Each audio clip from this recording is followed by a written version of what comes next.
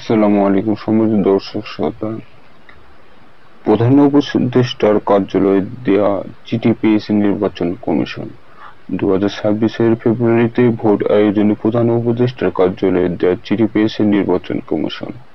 বৃহস্পতিবার 7 আগস্ট সকালে কমিশন সচিব আখতার আহমেদ এটি নিশ্চিত করেছেন। এর আগে বুধবার 6 আগস্ট রাতে প্রধান উপদেষ্টার কার্যালয় থেকে ইসিকে চিঠি দেওয়া হয়।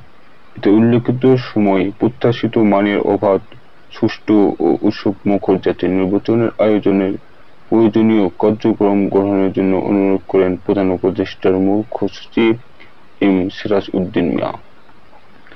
চিঠিতে বিগত 15 বছরের নাগরিকদের ভোট দিতে না পারার প্রেক্ষাপট তুলে ধরে আগামী নির্বাচনে ভোট উৎসবের মধ্য দিয়ে স্মরণীয় করার কথা জানানো হয়। এদিন দুপুরে প্রধান নির্বাচন কমিশনার এই তারিখের মধ্যে ভোট আয়োজনে প্রস্তুতির কথা তুলে ধরেন।